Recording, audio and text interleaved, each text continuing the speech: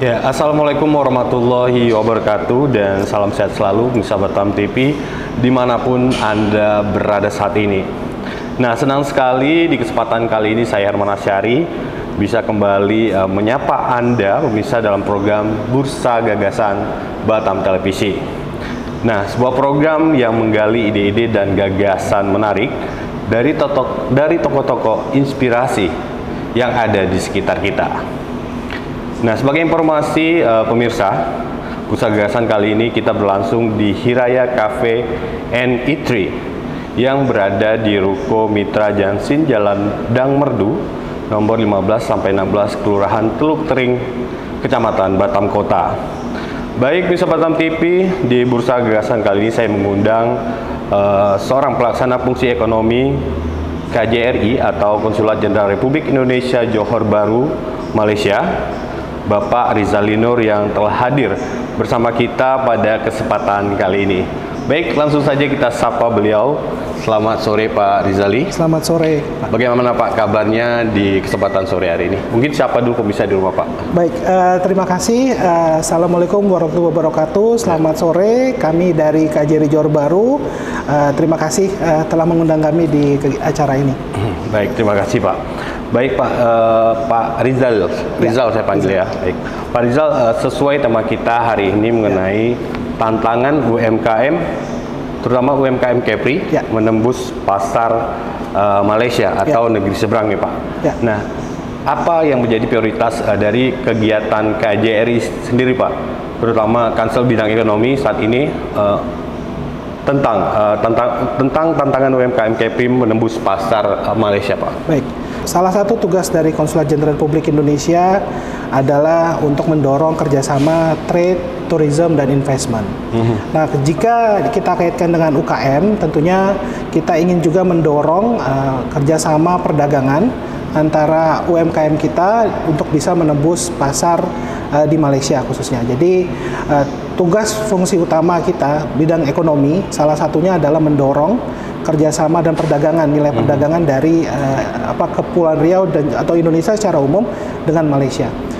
Yang kami catat dari data yang kami peroleh dari sumber kami bahwa data perdagangan, neraca perdagangan antara Indonesia dengan Johor, jadi negeri Johor saja, itu jumlahnya masih sangat kecil, yaitu tidak mencapai 6%. 6% dari total neraca perdagangan mereka. Ya, neraca perdagangan. Jadi ini menjadi pertanyaan sebenarnya apa yang sebenarnya terjadi, karena jika kita melihat geografis kita ini sangat dekat ya. Kepulauan Riau dengan Johor ini kan tetangga. Nah, apa yang terjadi? Kenapa jumlah neraca perdagangan kita sangat rendah, padahal kita jangan sangat dekat. Nah, ini menjadi tugas utama kami juga untuk bisa mendorong perdagangan neraca agar kita bisa lebih aktif lagi ekspor atau membawa produk-produk kita ke Malaysia. Nah, kalau kita seperti yang Bapak bilang tadi, neraca perdagangan kita rendah 6%. Bagaimana sebaliknya Pak? Neraca perdagangan mereka ke wilayah Kepri atau ke Indonesia? Ya, kalau data yang kami miliki memang ini data antara Malaysia, kemudian negeri Johor, kemudian dengan Indonesia secara umum. Nah, yang menjadi concern kami mungkin adalah kenapa data ini sangat rendah? Itu data kita sangat rendah. Betul, itu mungkin karena konektivitas antara Johor Bahru, Johor gitu ya, negeri Johor dengan Kepulauan Riau ini dari segi perdagangan barang ini masih belum terlalu besar. Selama ini perdagangan ini yang kita ketahui dilakukan mungkin secara barter trade dengan kapal kayu gitu ya. Tetapi kapal-kapal yang besar gitu, mother vessel atau mungkin feeder vessel itu yang membawa kontainer-kontainer ini mungkin tidak masuk ke Johor dari Batam. Jadi mungkin yang dibawa adalah dari Batam maupun dari Indonesia masuk ke Selangor, ke Port Klang di Malaysia. Sehingga data-data itu masuk atau produk-produk kita masuk melalui Selangor, kemudian baru turun ke Johor Bahru. Nah, ini menjadi tantangan buat kami untuk bisa membuka konektivitas di antara Indonesia, Kepulauan Riau dengan Johor gitu, karena letaknya tadi sangat dekat karena sebenarnya letaknya sangat dekat, harusnya bisa gitu. Nah, kalau kita melihat potensi Pak dari UMKM di Kepri atau Indonesia sendiri untuk masuk ke pasar sana gimana? Potensinya seperti apa?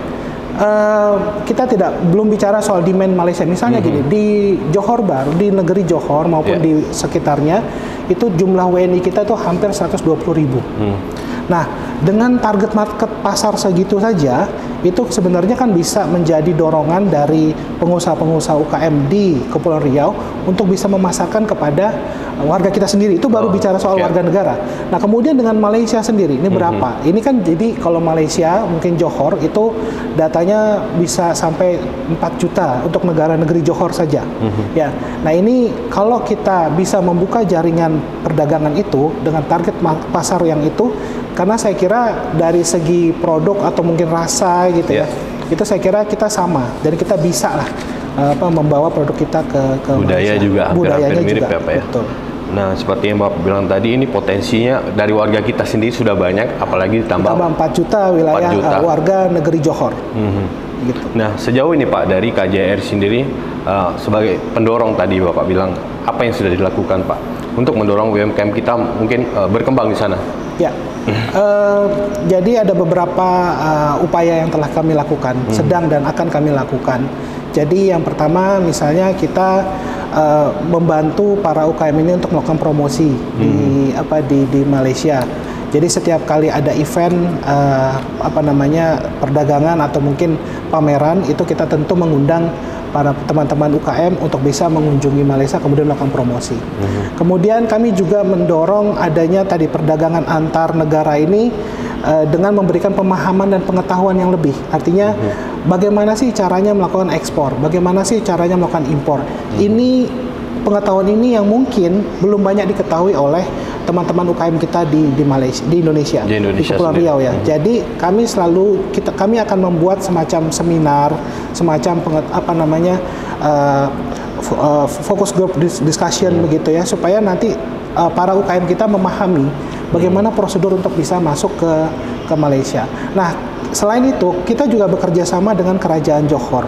Dalam Kerajaan Johor ini kemarin di bulan September itu telah datang ke Batam saya kira, dan kemudian melakukan apa yang disebut perancangan platform Batam Johor Business. Jobatbis. Ya. Nah, Jobatbis ini merupakan platform di mana nanti ada kerajaan Johor di situ, ada dari Batam, kemudian dari KJRI. Kami akan membuat satu kelompok ini, satu tim ini untuk bisa mendorong perdagangan di antara UKM di Malaysia maupun di Kepulauan Sejauh Riau. ini Pak, perkembangan dari Jobatbis yang Bapak bilang sendiri, saya pikir itu bulan lalu mulainya Pak ya. Sejauh apa perkembangan Jobatbis Pak? Ya, ini kan baru awal ya, tahap awal. Saya kira ini akan terus kami dorong. Nah, dari segi KJRI sendiri kami sedang memetakan. Jadi memetakan UKM mana di Kepulauan Riau ini yang berminat untuk masuk dalam platform ini. Sebaliknya juga demikian di Malaysia. Saya kira ada banyak UKM yang memang juga berminat untuk masuk situ, sehingga nanti kita tinggal bisnis matchingkan saja. Jadi apa yang diinginkan oleh misalnya dari UKM-nya Malaysia untuk membawa barang kita, atau dari kita apa barang kita yang bisa masuk ke Malaysia. Nah, ini tentu kita harus ketemukan.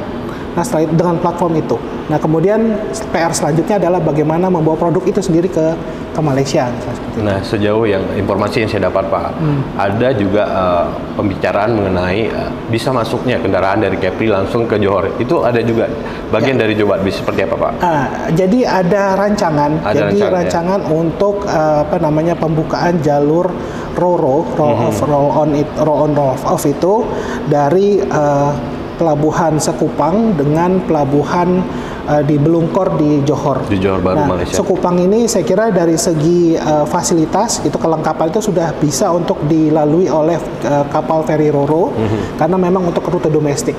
Nah, di sisi Malaysia, Belungkor itu sebenarnya sudah punya, karena Belungkor ini dulu digunakan untuk feri Roro dari Johor ke Singapura.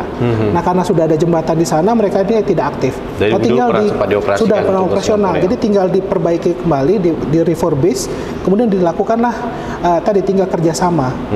Jadi kalau memang bisa, nanti ada truk-truk kita dari Johor, dari Batam masuk ke Johor, kemudian nanti rencananya itu mungkin tidak masuk ya, belum masuk ya, tapi dalam bertahap lah, tapi akan bawa masuk ke pelabuhan itu, kemudian bisa balik barangnya dulu. Jadi truk kita masuk ke Belungkor, turunkan barang, naikkan barang, keluar lagi balik ke Batam gitu. Tapi untuk awal Untuk awal. Ya. Tentunya kita harapkan ke depan itu sama seperti yang dilakukan di misalnya di Sarawak begitu, di mana bis-bis kita atau mobil-mobil kita di Kalimantan Barat itu bisa menembus Sarawak di Malaysia, kemudian sampai Brunei. Jadi kalau memang bisa skema ini kita lakukan, ya kenapa nggak mobil-mobil kita bisa masuk ke Malaysia? Karena mungkin ini kalau pertimbangan waktu mungkin sekitar 4 jam ada kali ya. Apa? Untuk Roro sendiri dari Batam ke Johor, kalau pakai Roro mungkin sekitar agak lebih lama sedikit lah daripada Batam Center ke kemana, ke Setulang atau mungkin ke Putri Harbor ya. Tetapi saya kira yang penting adalah di dalam kapalnya itu sendiri yang bisa membawa barang-barang untuk bisa dijual di Malaysia. Berarti sudah membuka jalur ya, itu. Pak, ya? Jadi mudah-mudahan kita bisa segera selesaikan dan ditargetkan mungkin KJRI itu juga mencoba menargetkan untuk menyelesaikan rencana ini di tahun depan lah, insya Allah. Baik, Pak Rizal, mungkin satu pertanyaan lagi sebelum kita break, Pak. Ya.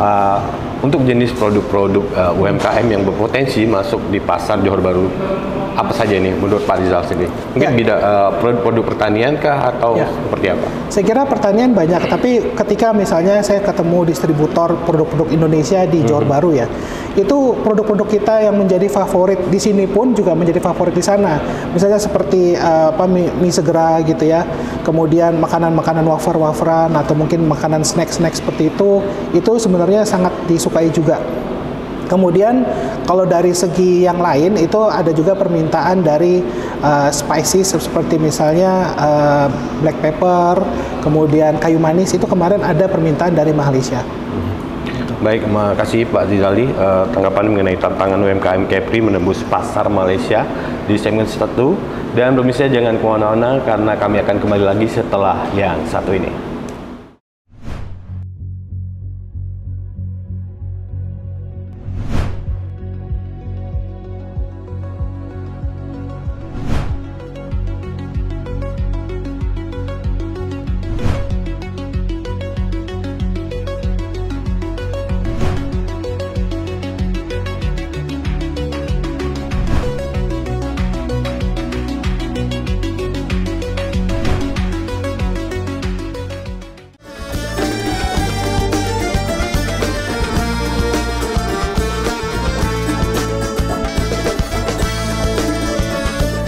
Travelers, saksikan Eksotis Kepri setiap hari pada pukul 3 sore, 8 malam, dan 9 malam waktu Indonesia bagian Barat di Batam TV.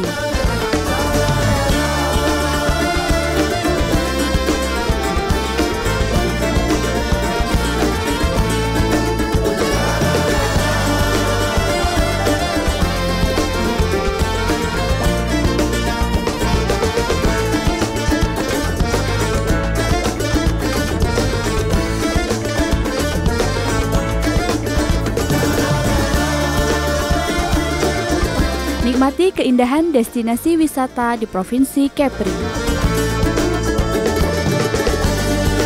Wisata ke Kepri aja. Bangga berwisata di Indonesia.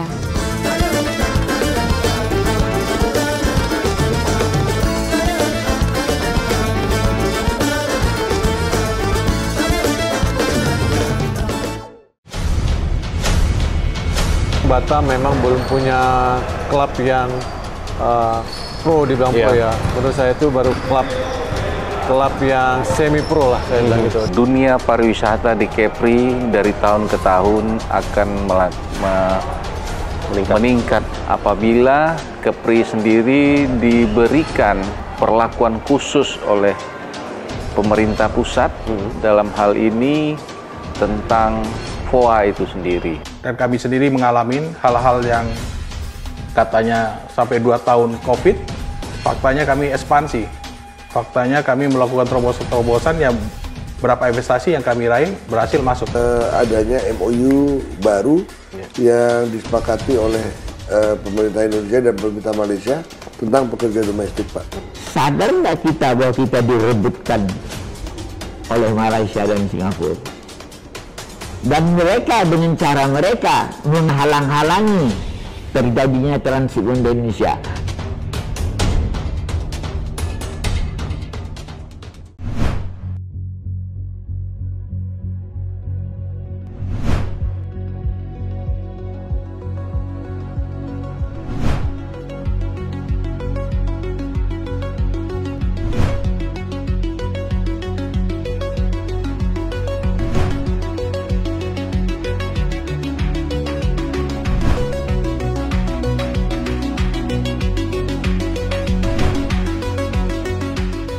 Baik, Misa Batam TV, kita kembali lagi di Bursa Gagasan Batam Televisi terkait tantangan UMKM Kepri menembus pasar Malaysia atau Johor Bahru.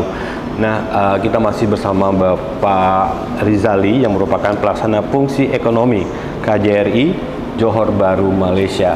Pak Rizal, tadi Bapak sudah membahas mengenai jenis-jenis produk UMKM yang berpotensi untuk kita pasarkan di negara tetangga, Pak. Nah, lalu apa saja peran dari KJRI dalam upaya menjalin kerjasama ekonomi antar kedua negara ini, Pak? Ya, jadi yang paling pertama yang kami lakukan adalah memetakan produk-produk UKM yang memang bisa masuk ke Malaysia dan juga memiliki pasar. Jadi kami melakukan survei ke para distributor produk-produk Indonesia yang berada di Malaysia, kemudian mencoba menjajaki skema-skema apa saja yang bisa digunakan oleh para UKM di Kepulauan Riau untuk bisa masuk ke sana. Jadi beberapa distributor maupun juga toko-toko Indonesia yang berada di sana itu memang punya keinginan juga untuk bisa bertemu dengan para UKM kita. Nah, selama ini pertemuan itu masih lebih kepada pertemuan yang sekali saja dalam bentuk misalnya mengikuti pameran begitu ya. Tetapi untuk follow up-nya ini follow up dari kerjasama yang lebih besar lagi, lebih besar lagi produk yang dibawa ini masih belum. Oleh karena itu kami mencoba untuk bisa melakukan business matching yang sekiranya bisa betul-betul membawa produk kita masuk ke Malaysia. Seperti baik, dari seperti yang Bapak katakan tadi, neraca perdagangan Johor Kepri itu 6%. Apakah yang dari 6% itu semua produk-produk dari Kepri ataupun dari provinsi lain di Indonesia, Pak? Ada juga gitu?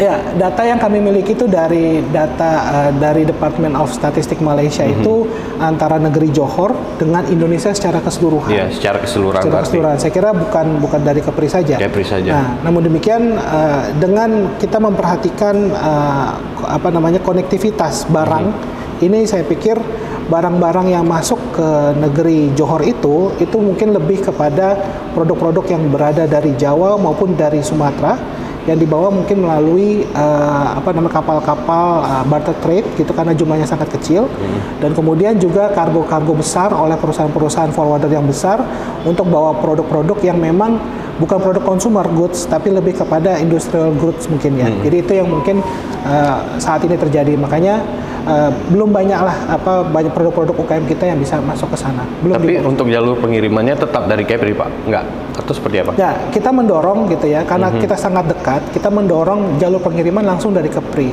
Ada wacana seperti itu juga? Jadi kita kita berusaha produk-produk yang dari Kepri ini bisa masuk ke Johor melalui jalur-jalur yang memang formal dan resmi gitu. Nah, untuk penanganan produknya, Pak, agar bisa diterima di pasar Malaysia, mungkin ada yang perlu diubah seperti kemasan atau bagaimana kita memperlakukan produk kita sendiri gitu? Ya, saya kira UKM di Indonesia maupun di Kepri itu juga harus memahami mengenai standar dan juga kualitas produk itu sendiri ya. Jadi ketika ingin melakukan ekspor tentunya sudah ada standar-standar tertentu yang sudah dipenuhi, standar halal misalnya, itu kemudian juga kebersihannya, mungkin BPOM-nya gitu ya, sehingga nanti sudah bisa siap diekspor. Nah, informasi yang kami dapat ketika saya berbicara dengan custom di Malaysia maupun dengan Malaysian Trade di sana, contoh lah Pak, jadi kalau produknya di Indonesia ini sudah memiliki izin BPOM, itu sudah diakui juga oleh negara Malaysia. Jadi secara prinsip itu sudah bisa langsung dibawa ke Malaysia. Berarti lisensinya juga sudah diterima di sana? Karena sudah diterima, karena lisensi BPOM ini sudah bisa diterima. Nah, kemudian ada beberapa produk yang memang ada pajaknya. Contoh seperti kopi. Kopi kalau dia bentuknya serbuk kopi itu bebas pajak masuk ke Malaysia. Dalam bentuk serbuk. Tapi justru dengan biji kopi itu justru ada pajaknya. Kalau berbentuk masih biji itu ada pajaknya. Jadi hal seperti ini yang selalu kami bertanyakan atau kita coba cari tahu dengan Malaysian Trade maupun juga custom di Malaysia, sehingga ketika misalnya nanti ada teman-teman UKM ingin membawa produk, bolehlah nanti coba diskusikan dengan kami. Kami akan coba komunikasikan lagi dengan pihak yang terkait di Malaysia untuk apakah ini bisa masuk atau ada larangan terbatas, ataukah memang ada pajaknya atau tidak ada pajaknya. Ini kami KJRI bisa memfasilitasi komunikasi atau mungkin menjelaskan prosedur teknis untuk ekspor maupun impor dari ke Malaysia gitu. Oke. Mungkin di luar isu kita terkait ekonomi, Pak. Isu-isu apa nih yang paling sedang berkembang saat ini di KJRI Malaysia sendiri tentang warga negara Indonesia di sana, Pak? Mungkin masalah apa nih yang sedang ditangani KJRI sendiri? Kalau saat ini selain ekonomi tentunya dari KJRI Johor Bahru di Malaysia secara umum kan sedang melaksanakan program pemutihan RTK. Jadi para pekerja kita yang tadinya izin tinggalnya tidak ada atau paspornya sudah mati itu diputihkan dengan prosedur yang ada pemerintah Malaysia. Namun juga yang pasti adalah harus ada pemberi kerjanya. Ini juga ada prosedurnya. Nah, selain itu ada juga persiapan untuk pemilu di tahun depan di 2024. Jadi Johor sendiri juga banyak sekali warga negara kita di sana dan mereka juga sesuai undang-undang kita juga wajib untuk bisa diberikan kesempatan untuk bisa memilih. Saya pikir panitia pemilihan luar negeri di Malaysia pun juga sudah aktif untuk bisa menyiapkan pemilihan umum di Februari tahun depan. Ada lebih dari 100.000 warga kita di sana, Pak. Kalau untuk di Johor Bahru sendiri? Jadi secara umum, kalau KJRI Johor Bahru itu memiliki wilayah kerja 4 negeri, 4 provinsi. Jadi ada negeri Johor, negeri Malaka, negeri Sembilan, dan negeri Pahang. Ada 4. Nah, total WNI kita di 4 negeri tersebut berdasarkan data dari panitia pemilihan umum yang kemarin kita melakukan survei, itu jumlahnya 119.561. Itu pemilih tetap atau sudah pemilih aktif? DPT, sudah ditetapkan DPT-nya, gitu. Tentunya masih banyak lagi mungkin yang masyarakat kita yang belum terdata, tapi kita PPLN di Johor Bahru selalu berupaya untuk bisa mendapatkan data yang lebih lengkap lagi supaya seluruh warga kita memiliki atau mendapatkan haknya untuk bisa memilih. Berarti itu program dari KJRI juga, Pak ya? Ya, itu salah satunya. Ya, karena PPLN atau panitia pemilihan ini memang sebuah badan yang berdiri sendiri langsung di bawah KPU. Jadi bukan sebagian dari KJRI tapi berdiri, tapi bekerja sama dengan KJRI Johor Bahru. Tapi untuk sistem pencoblosan di sana seperti apa? Mungkin disinggung dikit, Pak. Jadi kalau mungkin ada beda dengan di sini gimana? Ada. Jadi kalau di luar negeri itu ada 3 metode pemilihan. Yang pertama metode seperti di Indonesia TPS, ya TPS luar negeri. Nah, kalau TPS di luar negeri itu hanya boleh dilakukan di wilayah Indonesia. Jadi itu selalu dilakukan di KJRI Johor Bahru, di kantor KJRI Johor Bahru. Jumlahnya sangat terbatas. Itu kalau nggak salah di Johor Bahru itu akan ada 10 TPS. Nah, di luar itu kan masih banyak lagi warga negara kita. Nah, ada 2 metode lain. Yang pertama adalah metode kirim pos.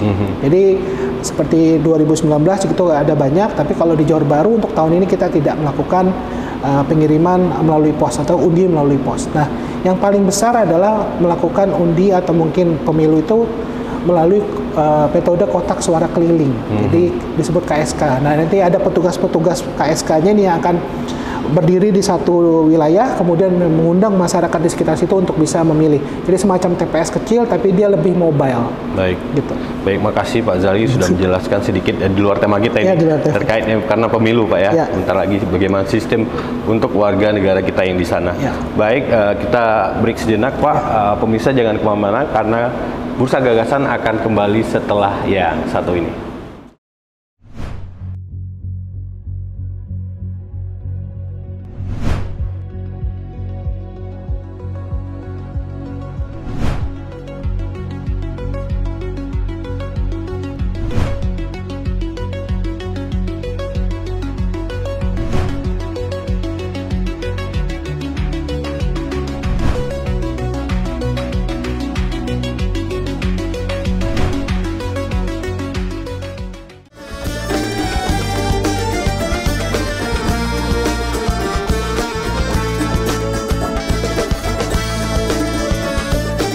Travelers, saksikan Eksotis Kepri setiap hari pada pukul 3 sore, 8 malam, dan 9 malam waktu Indonesia bagian Barat di Batam TV.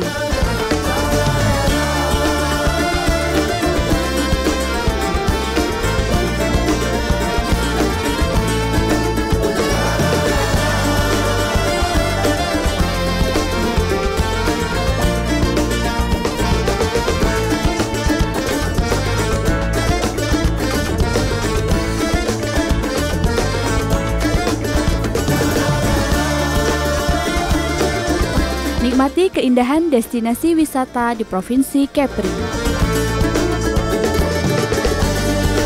Wisata ke Kepri aja. Bangga berwisata di Indonesia.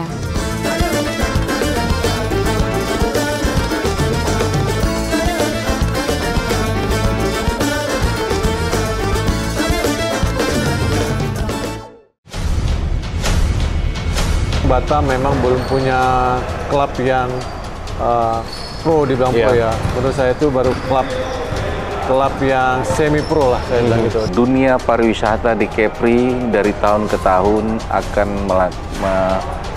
meningkat apabila Kepri sendiri diberikan perlakuan khusus oleh pemerintah pusat dalam hal ini tentang FOA itu sendiri. Dan kami sendiri mengalami hal-hal yang katanya sampai 2 tahun COVID, faktanya kami ekspansi.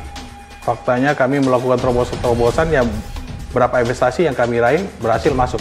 Adanya MOU baru yang disepakati oleh pemerintah Indonesia dan pemerintah Malaysia tentang pekerja domestik, Pak. Sadar nggak kita bahwa kita direbutkan oleh Malaysia dan Singapura? Dan mereka dengan cara mereka menghalang-halangi terjadinya transit Indonesia.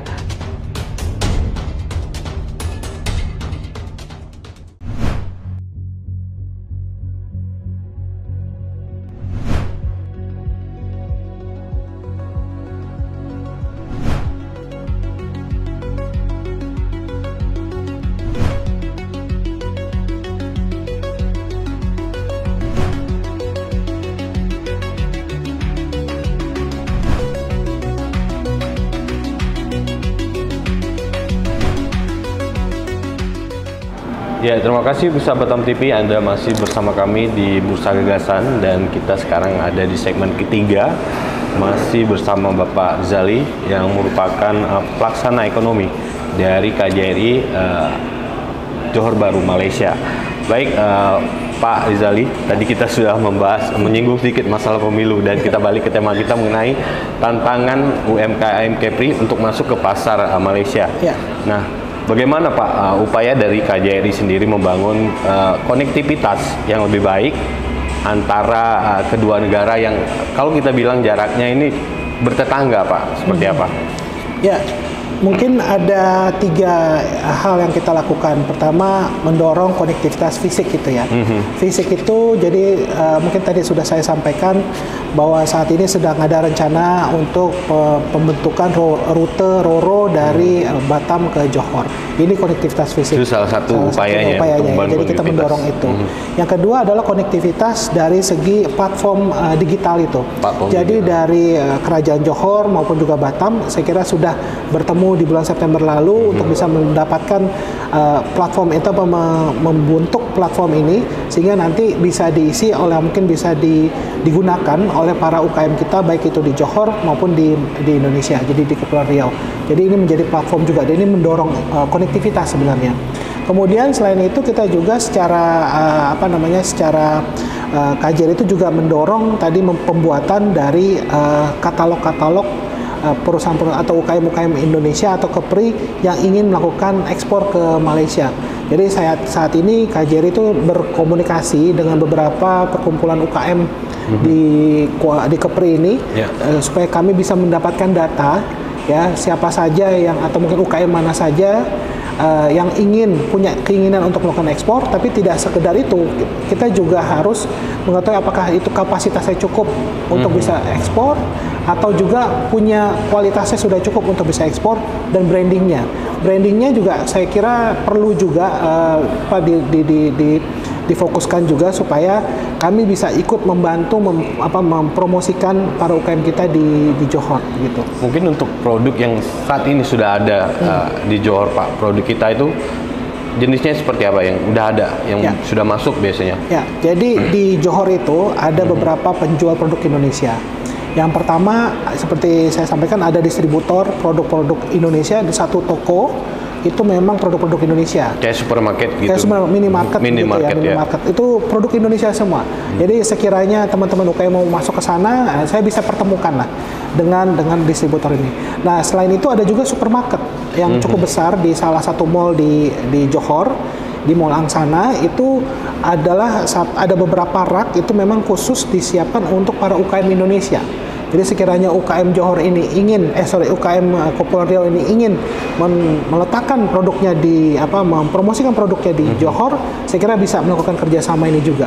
Jadi ada etalasenya di situ. Ada etalasenya. Jadi sudah ada rak-raknya supaya seperti minimarket atau supermarket yang memang banyaklah produk-produk Indonesia di situ. Baik, Pak. Nah, mungkin satu pertanyaan lagi, apakah ada tim khusus, Pak, yang dari KJRI sendiri yang menangani masalah ekonomi atau yang menangani kerjasama antara Indonesia dan Malaysia, terutama di bidang ekonomi, Pak? Ya, di KJRI Johor Bahru itu memang kami, Bapak Konsul Jenderal sangat concern atau sangat memiliki perhatian yang sangat tinggi terhadap mendorong kerjasama perdagangan di antara dua negara. Nah, kami di KJRI itu ada pelaksana fungsi ekonomi, ada 2 pejabat, dan juga memiliki beberapa staf. Nah, ini merupakan tim ekonomi dari KJRI Johor Bahru yang selalu berupaya berkomunikasi dan berkoordinasi dengan Kerajaan Johor maupun juga para Batam maupun juga para pengusaha. Itu. Nah, mungkin sedikit, Pak, rangkuman dari Pak Rizali sendiri melihat tantangan terbesar apa yang dihadapi Kepri untuk memasarkan produknya ke Malaysia. Silakan, Pak. Ya, tantangannya menurut kami itu ada 3. Menurut saya itu ada 3. Yang pertama, tantangan konektivitas itu sendiri. Jadi kami ingin mendorong para UKM kita bisa membawa produk ke Malaysia itu dengan menggunakan kapal-kapal kargo yang besar, forwarder yang besar, sehingga kualitasnya atau kuantitasnya lebih besar dan kualitasnya pun terjaga. Kalau pakai kapal kayu biasanya kadang-kadang ada kualitas itu tidak terjaga, dan kalau kapal besar itu kan ada semacam freezernya seperti itu, jadi kualitasnya bisa terjaga. Oke, yang kedua adalah bagaimana selain konektivitas, itu adalah bagaimana para UKM sendiri itu meningkatkan produknya itu, kualitas produk itu sendiri, sehingga bisa langsung diterima di Malaysia. Seperti untuk menyiapkan dari segi halalnya, sertifikat halalnya, kemudian dari BPOM-nya, itu supaya mereka bisa melakukan dibawa langsung pergi ke Malaysia. Yang ketiga adalah bagaimana mereka ini bisa dipromosikan di Malaysia. Nah, ini kami membantu para UKM di Kepulauan Riau ini untuk bisa mengisi atau mengikuti pameran-pameran yang berada di Johor, sehingga mereka punya kesempatan untuk melakukan promosi. Jadi meningkatkan jaringan ya. Jaringan itu juga. Jadi 3 hal itu yang menurut saya menjadi tantangan yang terbesar para UKM kita di Kepulauan Riau. Baik, terima kasih Pak Rizali yang telah berbagi gagasan dan ide Bapak, terutama tentang gagasan dan ide Bapak menjawab tantangan UMKM Kepri untuk menembus pasar internasional, terutama pasar Malaysia. Terima kasih juga telah menyempatkan waktunya untuk bertemu Pemirsa Batam TV hari ini. Dan baik pemirsa, sekian dulu Bursa Gagasan kali ini. Kita bertemu kembali di Bursa Gagasan selanjutnya. Saya Herman Syari pamit dari hadapan Anda. Sampai jumpa. Wassalamualaikum warahmatullahi wabarakatuh.